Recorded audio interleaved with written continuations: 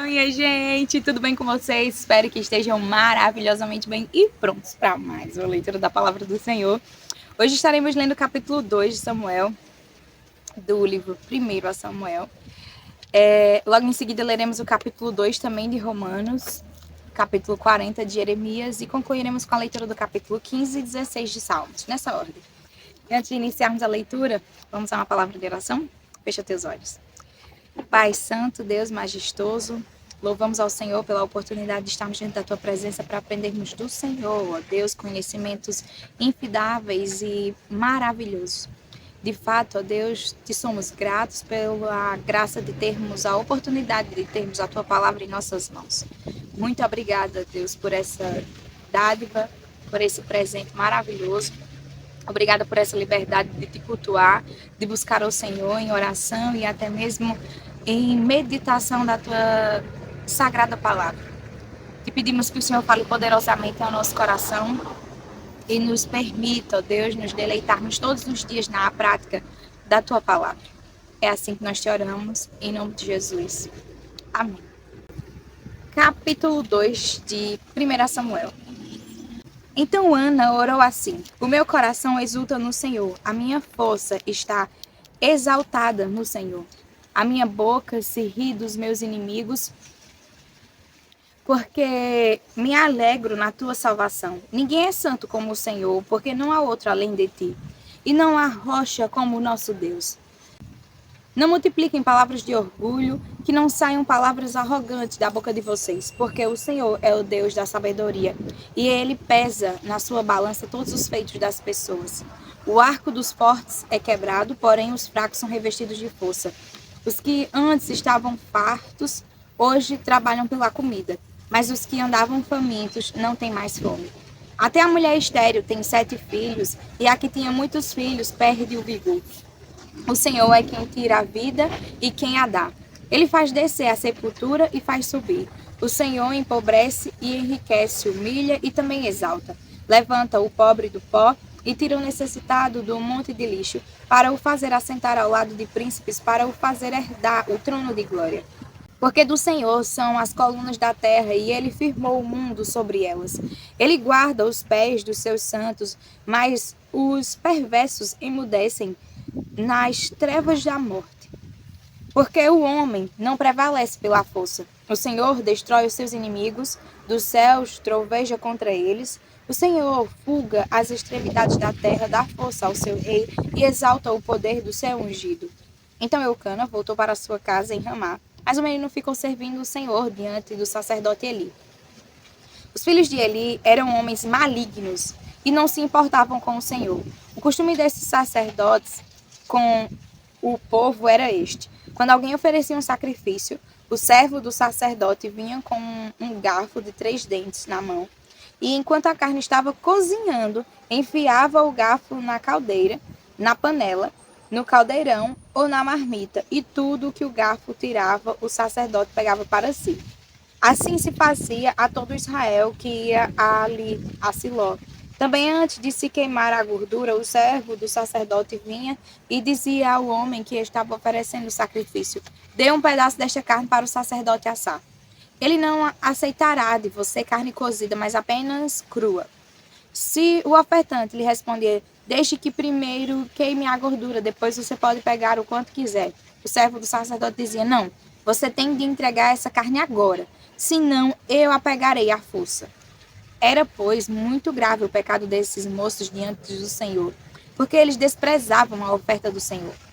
Samuel ministrava diante do Senhor, sendo ainda menino, vestido de uma estola sacerdotal de linho. Sua mãe lhe fazia uma túnica pequena e de ano em ano a levava para ele quando ia com o seu marido oferecer o sacrifício anual. Ali abençoava Eucana e a sua mulher e dizia: que o Senhor dê a você filhos desta mulher em lugar do filho que devolveu ao Senhor. E voltaram para a sua casa. Assim o Senhor abençoou Ana e ela engravidava. Teve mais 3 filhos e 2 filhas. O menino Samuel crescia diante do Senhor.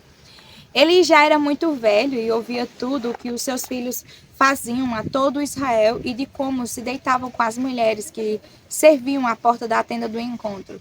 e disse-lhes: Por que vocês fazem essas coisas? Pois de todo este povo ouço constantemente falar das coisas mais que vocês fazem. Não, meus filhos, porque não é boa fama esta que ouço. Vocês estão levando o povo do Senhor a transgredir. Se um homem pecar contra o seu próximo, Deus será o árbitro. Mas se ele pecar contra o Senhor, quem intercederá por ele? Mas eles não ouviram a voz de seu pai, porque o Senhor os queria matar.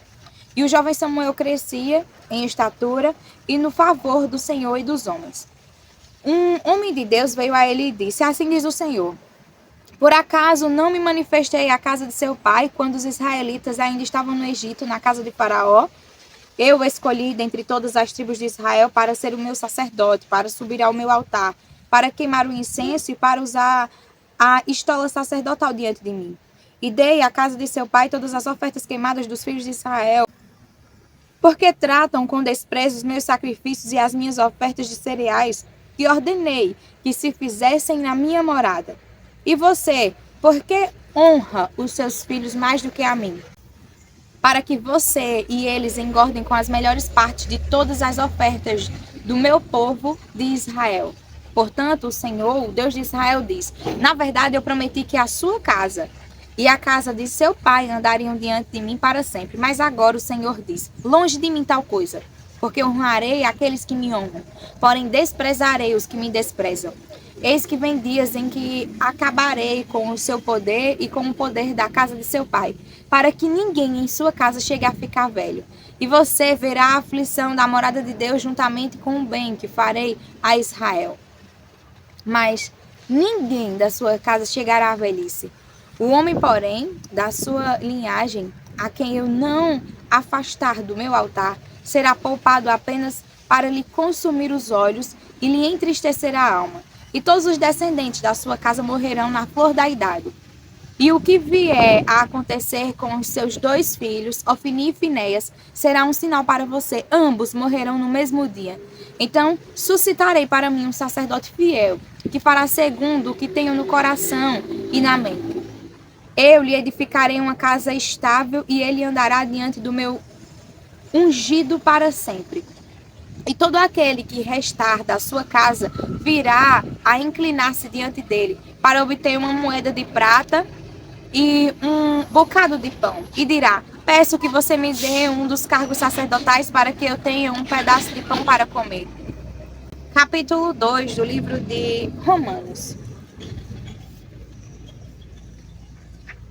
Por isso, você é indesculpável quando julga os outros, não importando quem você é. Pois naquilo que julga os outros, você está condenando a si mesmo, porque pratica as mesmas coisas que condena. Bem sabemos que o juízo de Deus é segundo a verdade contra os que praticam tais coisas. E você, que condena os que praticam tais coisas, mas faz o mesmo que eles fazem, pensa que conseguirá se livrar do juízo de Deus? Ou será que você despreza a riqueza da bondade, da tolerância e da paciência de Deus, ignorando que a bondade de Deus é que leva você ao arrependimento?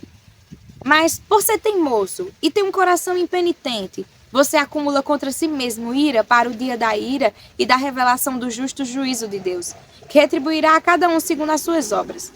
A vida eterna aos que, perseverando em fazer o bem, procuram glória, honra e incorruptibilidade, mas ira e indignação para os egoístas que desobedecem à verdade e obedecem à injustiça. Tribulação e angústia virão sobre todo aquele que faz o mal, ao judeu primeiro e também ao grego. Mas haverá glória, honra e paz a todo aquele que pratica o bem, ao judeu primeiro e também ao grego. Porque Deus não trata as pessoas com parcialidade. Assim, todos os que pecaram sem lei, também sem lei perecerão. E todos os que pecaram sob a lei serão julgados pela lei. Porque justos diante de Deus não são aqueles que somente ouvem a lei, mas os que praticam a lei é que serão justificados. Quando, pois, os gentios que não têm a lei fazem por natureza o que a lei ordena, eles se tornam lei para si mesmos, embora não tenham a lei. Estes mostram a obra da lei gravada no seu coração, o que é confirmado pela consciência deles e pelos seus pensamentos conflitantes, que às vezes os acusam e às vezes os defendem. No dia em que Deus, por meio de Cristo Jesus, julgar os segredos das pessoas de acordo com o meu evangelho. Mas se você diz que é judeu, confia na lei e se gloria em Deus, se você conhece a vontade de Deus e aprova as coisas excelentes, sendo instruído na lei, se você está convencido de que é guia dos cegos, luz dos que se encontram em trevas, instrutor de insensatos, mestre de crianças, tendo na lei a forma da sabedoria e da verdade, você, pois, que ensina aos outros, não ensina a si mesmo? Você que prega que não se deve roubar, rouba? Você que diz que não se deve cometer adultério, adultera? Você que detesta ídolos, rouba os templos? Você que se gloria na lei, desonra a Deus pela transgressão da lei? Pois como está escrito, o nome de Deus é blasfemado entre os gentios por causa de vocês. A circuncisão tem valor se você pratica a lei. Mas se você é transgressor da lei, a sua circuncisão já se tornou incircuncisão. Portanto, se a incircuncisão observa os preceitos da lei, não será essa incircuncisão considerada como circuncisão? E se aquele que é incircunciso por natureza cumpre a lei, certamente ele julgará você que, embora tenha a letra da lei e a circuncisão, é transgressor da lei. Porque não é judeu quem o é apenas exteriormente, nem é circuncisão a que é somente na carne. Porém, judeu é aquele que o é interiormente e circuncisão é a do coração pelo Espírito, não segundo a letra, e cujo louvor não procede de seres humanos, mas de Deus. Capítulo 40 do livro de Jeremias. Palavra que foi dita a Jeremias da parte do Senhor depois que Nebuzaradã, o chefe da guarda, o pôs em liberdade em Ramá, estando ele amarrado com correntes no meio de todos os do cativeiro de Jerusalém e de Judá, que estavam sendo levados cativos para a Babilônia. O chefe da guarda chamou Jeremias de lado e lhe disse: o Senhor, seu Deus, pronunciou esta calamidade contra este lugar. Agora o Senhor trouxe e fez o que tinha anunciado. Tudo isso aconteceu porque vocês pecaram contra o Senhor e não obedeceram à sua voz. Agora eis que hoje estou soltando as correntes que estavam em suas mãos. Se for do seu agrado ir comigo para a Babilônia, venha, e eu cuidarei bem de você. Mas se não for do seu agrado ir comigo para a Babilônia, fica aqui. Veja, toda a terra está diante de você. Vá para o lugar que for do seu agrado e melhor para você. Mas visto que Jeremias demorava a se decidir, o capitão lhe disse: volte para junto de Gedalias, filho de Aicão, filho de Safã, a quem o rei da Babilônia nomeou governador das cidades de Judá, e more com ele no meio do povo. Ou, se quiser ir para qualquer outro lugar, vá. O chefe da guarda deu-lhe mantimentos e um presente e o deixou ir. Assim, Jeremias foi para junto de Gedalias, filho de Aicão, em Mispa, e morou com ele no meio do povo que haviam ficado na terra. Quando os capitães dos exércitos que estavam no campo, eles e os soldados, ouviram que o rei da Babilônia havia nomeado Gedalias, filho de Aicão, como governador da terra, e que lhe havia confiado os homens, as mulheres, os meninos e as mais pobres da terra, que não foram levados ao exílio para a Babilônia, foram falar com ele em Mispa. Esses capitães eram Ismael, filho de Netanias, Joanã e Jonatas, filho de Careá, Seraías, filho de Tanumete, os filhos de Efaí, o Netofatita, Jeranias, filho de Maacatita. Com eles estavam os seus soldados. Gedalias, filho de Aicão, filho de Safã, jurou a esses capitães e aos seus soldados, dizendo: vocês não precisam ter medo dos oficiais dos caldeus. Fiquem na terra, sirvam o rei da Babilônia, e tudo irá bem com vocês. Quanto a mim, eis que ficarei em Mispa para estar a ordens dos caldeus que vierem a nós. Quanto a vocês, colham as uvas para o vinho, as frutas de verão e o azeite. Ponham tudo nas suas vasilhas e morem nas cidades que vocês tomaram. Da mesma forma, todos os judeus que estavam em Moabe, entre os filhos de Amon e em Edom, e os que haviam em todas aquelas terras, ouviram que o rei da Babilônia havia deixado um remanescente em Judá e que havia nomeado Gedalias, filho de Aicão, filho de Safã, como governador sobre eles. Então todos esses judeus voltaram de todos os lugares para onde tinham sido dispersos e vieram à terra de Judá para junto de Gedalias em Mispa. E colheram vinho e frutas de verão em grande abundância. Joanã, filho de Careá, e todos os comandantes dos exércitos que estavam no campo foram até Gedalias em Mispa. E lhe disseram: Você sabia que Baalis, rei dos filhos de Amon, enviou Ismael, filho de Netanias, para matar você? Mas Gedalias, filho de Acão, não lhes deu crédito. Então Joanã, filho de Careá, disse a Gedalias em segredo em Mispa: Irei agora e matarei Ismael, filho de Netanias, sem que ninguém o saiba. Porque deixar que ele venha para assassiná-lo, fazendo com que todo o Judá que se reuniu à sua volta seja espalhado e venha perecer o remanescente de Judá. Mas Gedalias, filho de Aicão, disse a Joanãs, filho de Careá: Não faça isso, porque isso que você está dizendo a respeito de Ismael é falso.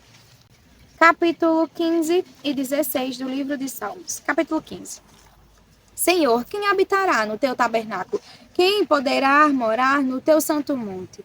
Aquele que vive com integridade, que pratica a justiça e de coração fala a verdade. Aquele que não difama com a sua língua, não faz mal ao próximo, nem lança injúria contra o seu vizinho. Aquele que a seus olhos tem por desprezível ao que merece reprovação, mas honra os que temem o Senhor. Aquele que jura e cumpre o que prometeu, mesmo com prejuízo próprio. Aquele que não empresta o seu dinheiro com usura, nem aceita suborno contra o inocente. Quem age assim não será jamais abalado. Capítulo 16. Guarda-me, ó Deus, porque em ti me refugio. Digo ao Senhor, tu és o meu Senhor. Outro bem não possui, senão a ti somente. Quanto aos santos que há na terra, eles são os notáveis, nos quais tenho todo o meu prazer. Muitas serão as dores dos que trocam o Senhor por outros deuses. Não oferecerei as suas libações de sangue, e os meus lábios não pronunciarão os nomes deles. O Senhor é a porção da minha herança e o meu cálice. Tu sustentas a minha sorte. As minhas divisas caíram em lugares agradáveis. É linda a minha herança. Bendigo o Senhor, que me aconselha, pois até durante a noite o meu coração me ensina. Tenho o Senhor sempre diante de mim. Estando ele à minha direita, não serei abalado. Por isso meu coração se alegra e o meu espírito exulta, até o meu corpo repousará seguro. Pois não deixarás a minha alma na morte, nem permitirás que o teu santo veja a corrupção. Tu me farás ver os caminhos da vida, na tua presença a plenitude de alegria. À tua direita há delícias perpetuamente. Amém. Até amanhã para mais uma leitura da palavra do Senhor. Fiquem com Deus.